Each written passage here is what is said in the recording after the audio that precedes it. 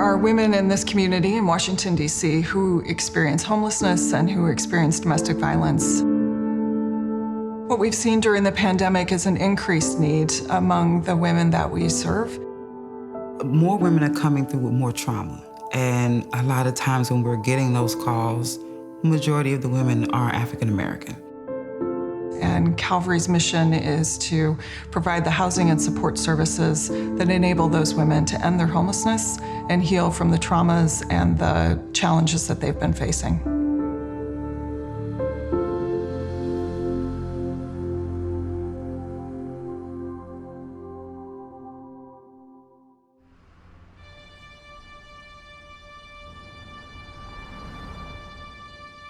So each woman who walks in the door at Calvary has different needs. The commonality, of course, is that they're experiencing homelessness, but how they got there can look really different for each individual woman.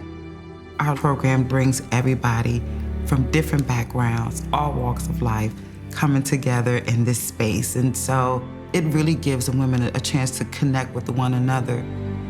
Calvary has always held together housing with support services. So we believe firmly and strongly that providing a place to live is the foundation, but offering the kinds of services that support women as they make fairly radical change in their lives is really what we're all about. Well, when I first got to Calvary, I was homeless again. I mean, I've been homeless off and on for a while, but before I got there, I was so depressed. I had got down on my luck and everything. I didn't feel as though I had the energy or the strength to go on. I didn't think I could go on. That's what the case management piece does. It figures out what angle do we need to go first.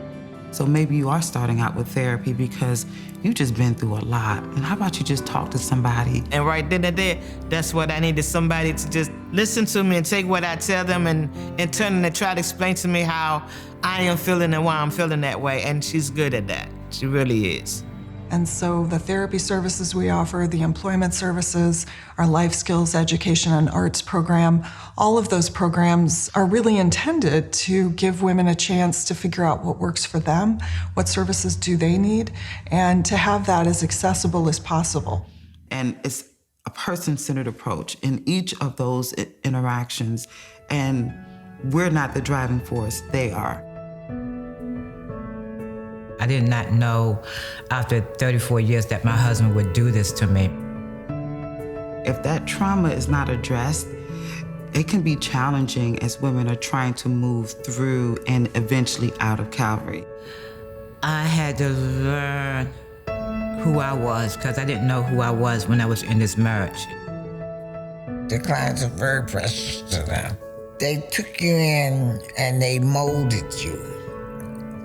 They let you know that you were cared for and cared about. There are some women who come through the doors and they have beautiful ideas of what they want to do, never had the opportunity to even try it. Everybody at Calvary has been wonderful to me. I'm writing a lot of poetry now, so it's helping me to know who I am. I'm learning more about myself now more than ever.